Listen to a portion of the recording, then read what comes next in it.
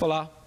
Promover reformas no país, como a da Previdência e a tributária, liderar o processo de privatizações, zerar o déficit fiscal e diminuir o desemprego que afeta mais de 12 milhões de brasileiros. Prioridades do governo do presidente Jair Bolsonaro e missões do ministro da Economia, Paulo Guedes. Primeiro-ministro a ser confirmado no governo, Guedes é mestre e doutor em economia pela Universidade de Chicago, nos Estados Unidos, e tem uma vasta experiência no setor financeiro. Obrigado pela entrevista, ministro. A antiga Previdência se exauriu financeiramente. É uma fábrica de privilégios.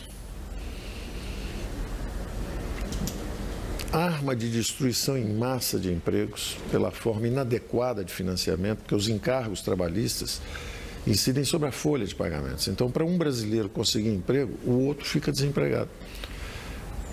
Os encargos chegam a dobrar o custo da mão de obra. É o imposto mais cruel que existe, que é sobre a mão de obra. Então, a geração de empregos fica completamente comprometida. De 96 milhões de brasileiros, que são a população economicamente ativa, são os brasileiros em idade de trabalhar, quase 100 milhões, 46 milhões não têm carteira de trabalho. Então, ela tem várias bombas de relógio a bordo. É um avião destinado a cair, com várias bombas de relógio a bordo. A primeira é a bomba demográfica. À medida que o país, a distribuição etária vai mudando, o Brasil vai tendo menos jovens, há uma condenação a esse sistema de repartição. Porque cada vez você tem menos jovens, cada vez mais idosos, e essa bomba está marcada para estourar. O Brasil tem apenas 11% de idosos e a Previdência já está às vésperas de um colapso financeiro. Então, essa bomba demográfica é a primeira grande ameaça. A segunda ameaça é exatamente o desemprego em massa que ela produz. 46 milhões de brasileiros vão envelhecer e eles não contribuem, porque eles não conseguem emprego formal. Então, não conseguem contribuir. A forma de financiamento é tão equivocada com os impostos sobre a folha de pagamentos que você desemprega pessoas, elas não contribuem, elas vão envelhecer, passam a vida desempregadas ou empregadas de forma informal, mercado informal. São empregos de baixa produtividade, de baixas aspirações e baixas possibilidades. Como não tem capital, tecnologia, a produtividade acaba sendo baixa, informal, e essas pessoas estão condenadas não só a uma vida à margem do sistema oficial, como também já condenadas também a uma aposentadoria pobre lá na frente, porque vão quebrar o sistema. Um terceiro grande defeito macroeconômico é que não leva recursos para o futuro. Promete cada vez mais, mas não leva recursos para o futuro. Então, os salários vão sendo corrigidos, o salário mínimo vai subindo, existe essa promessa de uma aposentadoria lá na frente, mas os recursos são consumidos pela própria geração contemporânea, porque o jovem paga e o velho consome, aquilo é destruído instantaneamente. Ao contrário de um regime de capitalização, onde você leva esses recursos para o futuro. Você promete, mas carrega os recursos para o futuro. Os defeitos são inúmeros. É um regime obsoleto, é um regime condenado, cheio de bombas a bordo. Então, nós tínhamos uma responsabilidade moral com as futuras gerações de permitir que eles escapem essa armadilha em que as nossas gerações passadas e contemporâneas se meteram. Nós precisamos escapar dessa armadilha. Esse compromisso moral de permitir que nossos filhos e netos desfrutem de um mercado de trabalho forte, vigoroso, com muita empregabilidade. Permitir que eles desfrutem de aposentadorias mais fortes lá na frente, maiores. Permitir que eles acumulem recursos, levem isso lá para frente. E mais do que isso ainda, permitir que se salve o sistema antigo, as obrigações antigas, os compromissos antigos. Então, a nova Previdência justamente reduz privilégios, reduz fraudes, reduz as desigualdades e começa esse movimento em direção a um novo regime para que não tenhamos as gerações futuras sofrendo dessa mesma ameaça financeira, além do problema moral. Então, o antigo regime tem o grande defeito de ser inviável financeiramente, a médio e longo prazo, está condenado, é um avião condenado a cair. Eu usei essa imagem várias vezes com o presidente Bolsonaro, dizendo: presidente, lá na frente, ou fazemos uma reforma dessa, ou esse avião cai com todo mundo a bordo. E o presidente teve a altura do desafio e disse: Paulo, estuda esses detalhes, mas lá na frente nós vamos cuidar disso, confie em mim. E ele cumpriu completamente todas as expectativas que eu tinha, porque deu apoio, participou, sugeriu e colocou todo mundo dentro de uma reforma abrangente. Todos os setores, uma reforma ampla. Estão os servidores civis, estão a população urbana, a população do campo, os militares dão sua cota de sacrifício também. Então, todos os brasileiros entraram na reforma e temos agora uma nova Previdência. A dinâmica vai ser completamente diferente. À medida que se desenvolva isso, primeiro com essa dimensão econômica e financeira de garantir as aposentadorias de quem já está no sistema, que estariam ameaçadas. Nós estamos indo em direção ao que aconteceu em Portugal, na Grécia, onde houve perdas extraordinárias. Na Grécia chegou a 60%, em Portugal chegou a 30%. As pessoas perderam as suas garantias, as suas aposentadorias. Então, com esse movimento em direção à nova Previdência, nós estamos realmente salvando a antiga e abrindo um caminho novo para as futuras gerações. O que muda de fato com a nova Previdência? Quais são os principais pontos dessa nova Previdência, ministro? Os pilares são exatamente esses que eu falei. Existiu uma enorme disparidade social. O governo, nessa dimensão previdenciária, era uma fábrica de desigualdades. O governo fabricou desigualdades, transferências perversas de renda. Na verdade, os mais pobres estavam pagando pelas previdências dos mais ricos, o que é um absurdo. Justamente os mais desfavorecidos eram quem estavam pagando a previdência dos mais ricos. Então, o primeiro movimento que nós estamos fazendo é exatamente pegar 75% dos brasileiros. Os 75% dos brasileiros têm salários que vão só até 2 salários mínimos. O brasileiro vai de 1 a 2 salários mínimos. Os empregados, os que conseguem, os trabalhadores brasileiros que conseguem emprego, eles vão de 1 a 2 salários mínimos, 75% deles. E esses 75% nós estamos reduzindo as contribuições. Então, quem pagava 9% vai pagar 8,5%. Quem pagava 8% vai pagar 7,5%. Então, o primeiro grande movimento é reduzir justamente os encargos para os mais desfavorecidos. Então, quem ganha menos está pagando ainda menos. E justamente quem ganha mais está pagando mais.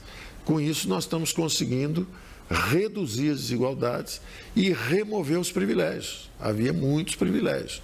Uma disparidade muito grande. É inadmissível que o governo seja um fabricante de desigualdades. Você não pode pegar recursos públicos, disse há pouco, como é difícil você captar recursos para essa previdência. Para captar, você já deixa alguém desempregado. Então, dos 100 milhões de brasileiros, é como se você deixasse 50 milhões de desempregados para tributar os outros 50, para pedir os encargos e as contribuições dos outros 50. Só que desses 50, justamente em cima de 75%, é que você capta mais e transfere para 17%. 17% dos brasileiros, justamente os que estão melhor na escala de renda, ficavam com 41% dos benefícios. Então, não só essa disparidade persiste a vida toda, mas o governo ainda na hora da aposentadoria ainda continua fabricando essas desigualdades. Então, o primeiro aspecto a ser atacado foi esse. Depois todos começaram a contribuir também. Todo mundo está contribuindo. Os detalhes técnicos são mais de 80 questões específicas para serem respondidas, mas eu diria que os grandes pilares são esses. Primeiro, é a ideia da equidade, a ideia de reduzir as desigualdades, remover os privilégios. Depois, a ideia de separar o que é previdência do que é assistência social. Uma coisa é alguém que trabalha a vida inteira, está contribuindo para a Previdência e esse tem uma aposentadoria. Outra coisa é alguém que por uma deficiência física ou incapacitação cognitiva, qualquer problema, receba a assistência social. São duas coisas diferentes. Então, elas são tratadas também diferentemente. De forma que, pelo menos, a sociedade tenha transparentemente o que ela está fazendo. Qual é a parte que é a Previdência e qual é a parte que é a assistência social. Isso naturalmente vai ser debatido.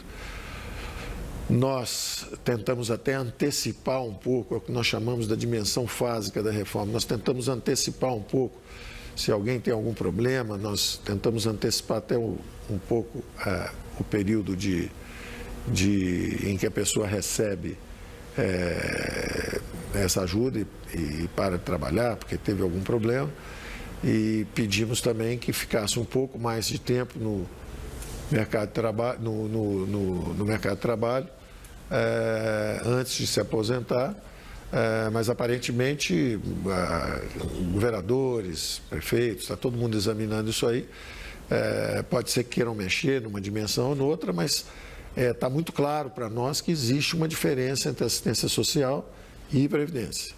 Então, nós fizemos a reforma na Previdência. Sistema social, assistência social está lá separada orçamentariamente, está sendo tratada também, mas são duas dimensões diferentes. Os direitos dos brasileiros serão garantidos? Nenhum dos direitos foi atingido, nenhum dos direitos. Quer dizer, todos os direitos foram preservados. O salário mínimo, as férias, toda a legislação que está aí, está aí. Ninguém mexeu na legislação trabalhista. O que muda para quem já se aposentou e quais privilégios serão cortados, ministro? Para quem se aposentou, não muda. Todo o movimento vai ter uma transição. A transição que nós pedimos está em 12 anos, de forma que isso é tudo muito gradual, é lá para frente. Quem está aposentado não é atingido em absolutamente nada. Absolutamente nada. Quem está aposentado, está aposentado. Quem vai se aposentar em 2 anos também não é atingido, porque daqui a 2 anos não aconteceu nada. Você precisa, a cada 2 anos, sobe em 6 meses, então é tudo muito gradual. Se você está há 2 anos da aposentadoria, não acontece nada. Se você está há 4, 5 anos, aí sim, você aumenta um pouquinho o período que vai ser exigido. Você está fazendo uma marcha em direção a períodos mais longos. Isso não só tem uma explicação biológica, que nós estamos vivendo mais, mas isso também tem outras explicações importantes. A primeira é justamente a ideia de que os mais pobres já se aposentam mais tarde. Quem está usufruindo da aposentadoria precoce são justamente as classes mais favorecidas. Elas conseguem contribuir seguidamente, 10, 15, 20 anos, acabam se aposentando antes. Quando você passa a idade para 65 anos, as classes mais pobres, os indivíduos mais pobres, os desfavorecidos, já estão se aposentando com 65 anos, porque não tiveram tempo suficiente de contribuição. De forma que, quando a gente pega os homens e leva de 60 para 65, nós estamos atingindo, justamente mantendo mais tempo na força de trabalho, os mais favorecidos. Eles é que estão sendo atingidos, são justamente os que eram privilegiados por aposentadorias precoces, é que estão ficando mais tempo. E da mesma forma, isso foi bem abrangente. Então, os homens estão subindo, as mulheres também subiram a idade, os militares estão subindo a idade também, estão tendo que ficar mais tempo, quer dizer, isso foi pedido para todos. Agora, curiosamente, isso está atingindo justamente os mais privilegiados e não os menos, os favorecidos. Ministro, quanto se pretende economizar com essa proposta e em quanto tempo? Olha, a proposta em 10 anos está calibrada, se for aprovada como está, para 1,2 trilhões, 1 trilhão e 200 bilhões. 1 trilhão, 150, 160, uma coisa assim. Isso em quanto tempo? Em 10 anos. Em 10 anos, os próximos 10 anos. Naturalmente, se começarem a esvaziar, eu acredito, e tive as primeiras conversas nossas, foram extraordinariamente encorajadoras. O Congresso parece bastante maduro no aspecto da discussão sobre a necessidade da nova Previdência. porque as palavras do presidente da Câmara de Deputados, o senhor Rodrigo Maia, foram extraordinariamente encorajadoras. Davi Alcolumbre, o presidente do Senado, também, da mesma forma, se mostrou completamente comprometido com as reformas. É uma ocasião única, eu estou assim, muito entusiasmado com o funcionamento das nossas instituições, porque isso está muito acima de partidos. Nós temos conversado com governadores, com prefeitos. Eu conversei com praticamente todos os governadores, conversei com dezenas de prefeitos, e eu sei que são milhares, mas estiveram conosco também os representantes da Frente Nacional de Prefeitos. E a classe política percebeu que é incontornável a necessidade dessa reforma. As prefeituras estão com problemas, os governos estaduais estão com problema, o governo federal está com problema, e isso não é mais adiável. Nós estaríamos realmente sob ameaça de perdermos as aposentadorias que existem hoje. Então, essa percepção da classe política é muito encorajadora, porque isso está há décadas sendo adiado, contornado, e hoje eu acho que chegou a hora dessa nova Previdência, porque há um amadurecimento muito grande da matéria. Pode haver um detalhe para cá ou para lá que vai ser muito bem-vindo. Nas discussões nós temos recebido contribuições excelentes, sugestões excelentes de prefeitos, de governadores, de deputados. Também sabemos que isso, na verdade, nós estamos pensando na população brasileira, 200 milhões de brasileiros.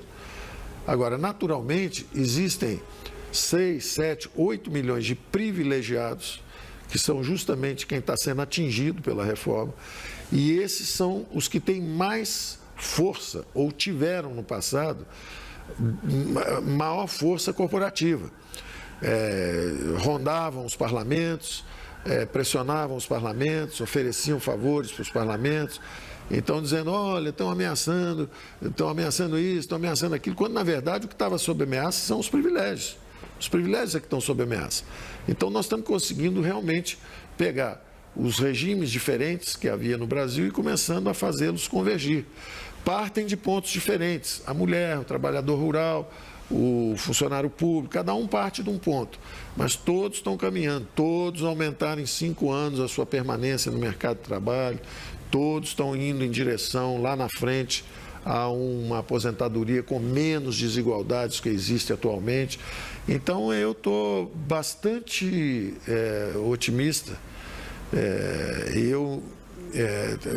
Eu acho até que não está havendo até grande resistência do ponto de vista da classe política esclarecida, porque eles já perceberam que esse caminho é o caminho para botar o Brasil para crescer, inclusive. Gerar emprego, botar para crescer, reduzir as desigualdades. Eu estou bastante satisfeito com as conversas que tenho tido até agora.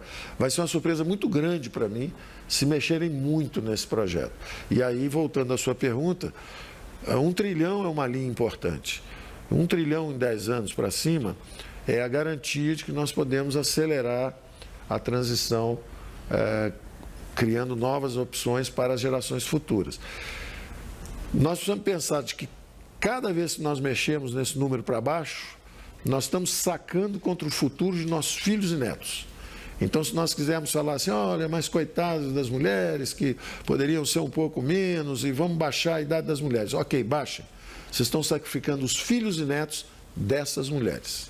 Se perguntarem para essas mulheres como é que elas pensam a respeito, elas vão dizer, não, então eu prefiro ficar com essa idade que está aí, mas meus filhos e netos vão ter mais segurança lá na frente, além de eu saber que eu vou receber minha aposentadoria direitinho.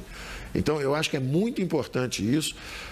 Passou a fase da demagogia, passou a fase de dizer que a reforma da Previdência era contra os mais pobres, porque não é verdade. Ela remove privilégios, ela reduz desigualdades e, mais do que tudo, ela visa garantir não só as aposentadorias existentes hoje, mas também o emprego e as aposentadorias das gerações futuras.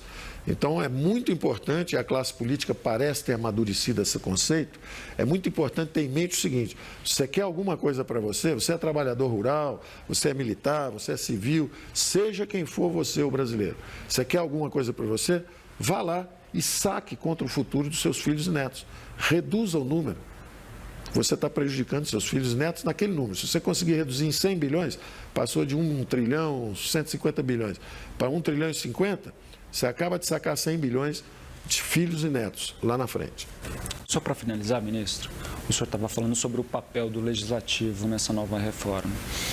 A proposta agora segue um longo rito de tramitação no Congresso Nacional.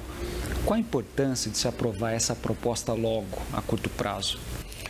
Quanto mais rápido aprovarmos, mais rapidamente desaparecem as nuvens negras no horizonte fiscal brasileiro.